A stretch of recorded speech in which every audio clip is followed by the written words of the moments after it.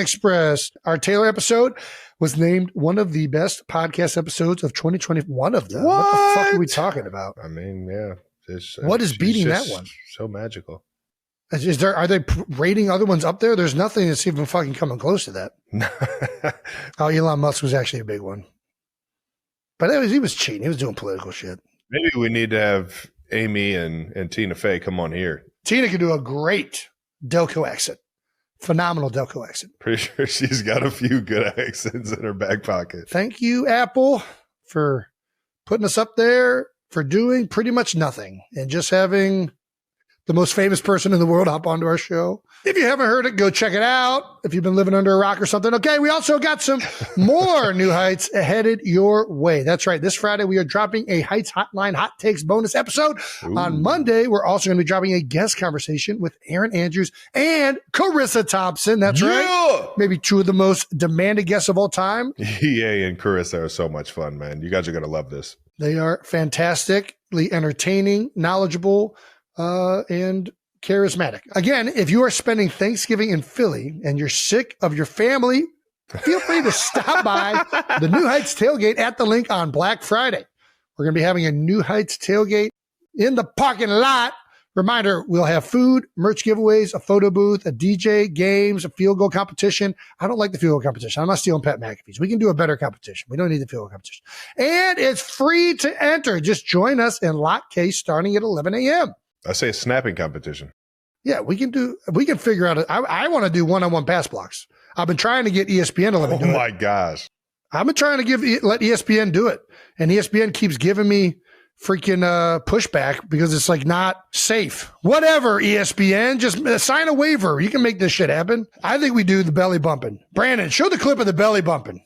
The belly bumping? That's the kind of competition I want. And in Philly at a tailgate, in competition at the New Heights tailgate, as long as Brandon, are we amenable to that? Can we get a pretty good yeah, sure. What's it called? A waiver? Waiver? Yeah, we'll contact the New Heights legal department and get that waiver saying signed.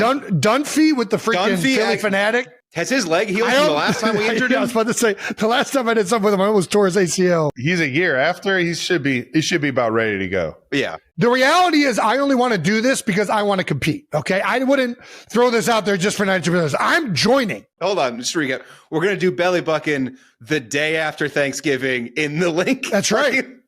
That's right. All right. Done. Solved. Good luck. Amazon, Wondery, and Philadelphia. Best of luck to you. I'll see you guys in Philly. Kylie responded to our announcement post. Ooh, Jason, take me. Okay, Kylie's coming to the tailgate too. It looks like. There we go. Kylie's missing a little bit of the tailgating life. That's right. Kylie's going to compete in the bucket belly bucket. Can we confirm whether Princess Diana will be in attendance at the tailgate? Kai, are you going to the tailgate? I mean, yeah, you're always invited. All right, she's in. Will the crowd be more pumped for Kylie or Jet Jake? I mean, Kylie. Are the intern and Jet Jake competing in the belly bucket? You're going to wear some tight jeans and a fucking tank top and start belly bucking, Jake? I'll do it. I'm in. Jake might medically be disqualified, I think. I've been cleared for belly bucking. I'm in. If you have a scar that goes right down your sternum, you're out of the belly bucking. It stops before the belly. We're good.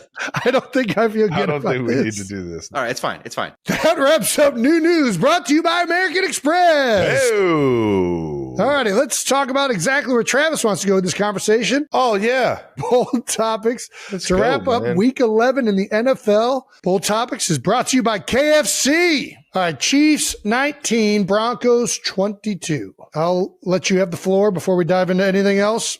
Bunch of flags all over the place, whether it was, procedural penalties, which is the fucking most frustrating thing ever, or holding penalties, which some I'm here for, others I'm just like, what are we even doing? And it's obviously putting up touchdowns instead of field goals, man. It's frustrating because it's gotten to the point where we're 5-5. We're 500 going into the back end of the schedule here. Got 7 games left, and we basically got to run the table. And I haven't been in this situation in a long, long time, man. And it's even more frustrating knowing the kind of guys that we have, knowing the kind of talent that we have. knowing the type of coaches that we have. And everybody's got to just kind of look themselves in the mirror, man. You can't sit around pointing fingers about, whether it's, somebody missing a block here, somebody missing a catch here, somebody, play calls, whatever you go into mentally when you're frustrated, you got to kick that shit aside and you got to think about how you're going to fucking attack the day. And you got to put all the selfish shit, all the things that you want for yourself aside. And it's just got to be about this team, about the guy next to you. And you got to have fun doing it, man. And we got a hell of a team coming in. That's firing on all cylinders. That looks like they're getting after everybody in the run game and pass game, and we're going to have to put up fucking points to help our defense. Last week we didn't do that. This week is it's about time we put it together, man. We've seen what this train looks like when we're rocking and rolling, and we're having fun, and we need to just get back to playing Chiefs football, man. Yeah, I mean, well said. I do think that it's frustrating where you guys are at. You're 5-5. 5 of those losses though are one-score games. There's like 1 or 2 plays a game, and you guys could easily still be at the top of the AFC. Yeah. Like, let me ask you this. This is what's crazy about the NFL. If this year's Chiefs team played last year's Chiefs team, who wins? I'm taking this year's. That's what I'm saying. I am too. Somehow you guys are better, but you're sitting at 5-5. You're just not you're not executing as well at the end of games, which is very uncharacteristic for Pat and what you guys have been, obviously, last year. It feels like it's all self-inflicting. And it feels like the answers are right there in front of us, and we just got to fucking do it. I hear you. It's frustrating to watch because I know how much you put into it, and how much you guys as a team, and how much Andy puts into it. And well, there was one good thing that happened in the game, which is the Big Yeti set a record. Big Yeti. Thank you, big guy. And it is an honor, man. Obviously right now it's soured because it's coming off of a fucking loss.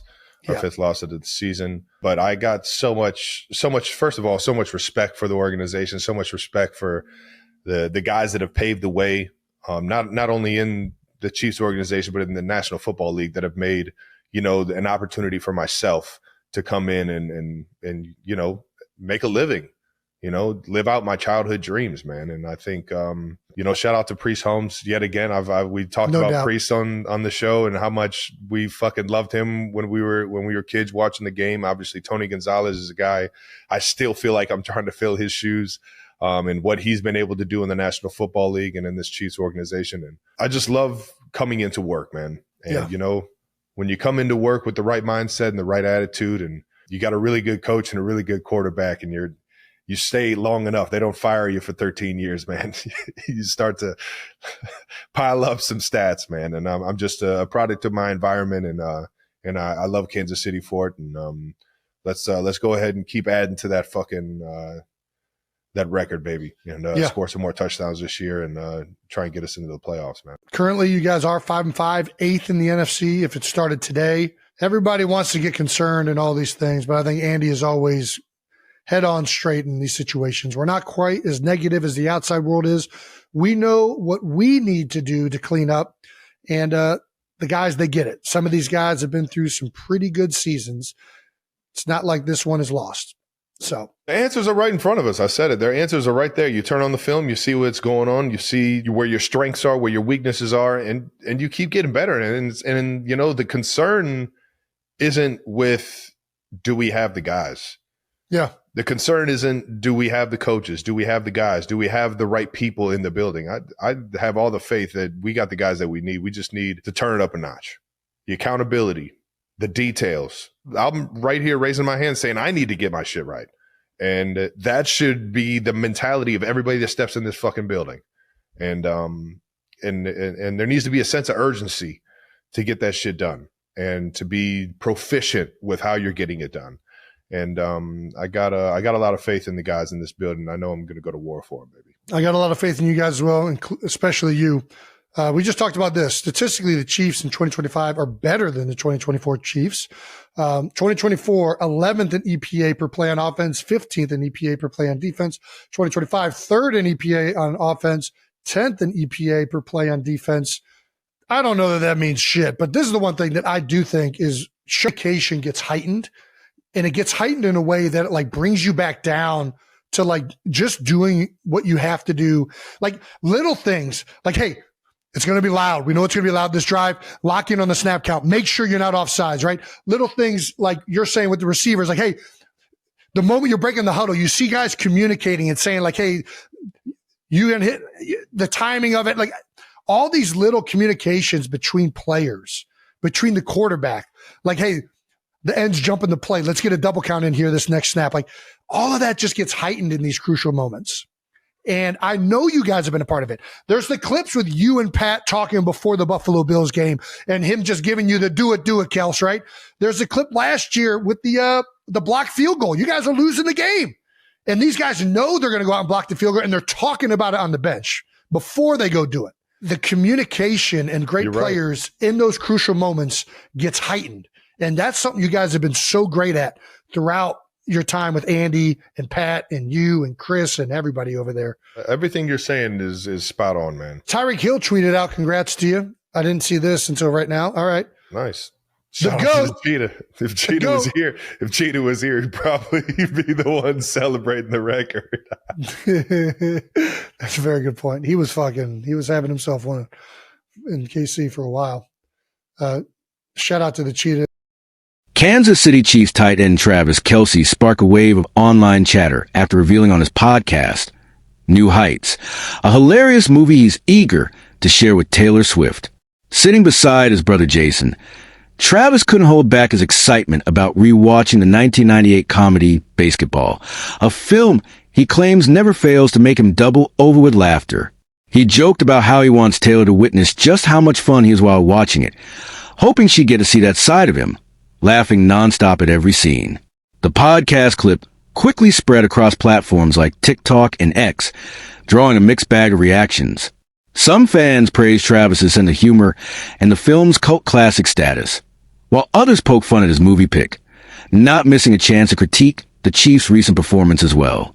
The movie itself, Basketball, revolves around two friends, Coop and Reamer, who invent a bizarre new game blending baseball and basketball. Their unique twist on sports soon turns into a national craze, eventually getting swept up in a whirlwind of commercial interests and wild antics. The game's defense isn't just about athletic skills. Players also try to throw each other off with taunts, stares, and mind games, making every match a chaotic spectacle. Travis, remembering his favorite scenes, insisted that sharing the movie with Taylor would be a blast. In the midst of the team's current struggles, this lighthearted escape seems especially appealing. The Chiefs haven't been having the smoothest ride lately. Despite a roaring start earlier in the NFL season, they've hit a rough patch, dropping multiple games and landing in third place in the AFC West. With playoff hopes now hanging in the balance, every matchup has become a must-win. Travis and his teammate, quarterback Patrick Mahomes, are under more pressure than ever to turn things around as they chase a spot in the 2025 NFL playoffs. Still, Travis maintains an optimistic outlook, especially when it comes to comparing this year's squad to last year's. On the same podcast, Jason put Travis on the spot, asking which version of the Chiefs he preferred, last season's powerhouse lineup or the current roster. Travis didn't hesitate. He prefers this year's team, even though the record doesn't reflect it. Quick plug. If you're enjoying these behind-the-scenes stories, hit that subscribe button. Statistically, the numbers seem puzzling. The 2025 Chiefs are sitting even at 5-5, while last season's team finished with an impressive 15-2 record before ultimately losing the Super Bowl. Yet, Travis argued that the current lineup has more talent in key positions, and the chemistry is better. The glaring issue? Kansas City just can't seem to seal the deal in tight games. They're the only team in the league without a win in games decided by 8 points or fewer, sitting at 0-5 in those nail-biters. For Travis, the answer isn't complicated. The team's biggest challenge is right in front of them, and it's simply a matter of execution when it matters most. While football dominates much of his life, Travis's off-field moments with Taylor Swift have also become a favorite topic among fans and media. Their relationship, blending sports and pop stardom, draws constant attention. Travis's idea of a perfect date night is surprisingly down-to-earth. Kicking back on the couch, popcorn in hand, sharing laughs over a goofy comedy. He believes that letting Taylor see him in his most relaxed, silly state would show another side of himself, and maybe even help ease the tension of a tough season. The The couple's connection has been the subject of countless social media posts, and every new detail, like Travis's movie pick, adds fuel to the conversation. With the Chiefs fighting to stay in the playoff picture and Travis juggling both his football career and high-profile romance, the stakes feel higher than ever. Yet, moments like these, where he just wants to laugh with his girlfriend, remind fans that even star athletes crave normalcy and fun. The basketball chatter wasn't just about nostalgia or sharing a laugh, either. It gave listeners a glimpse into Travis's personality,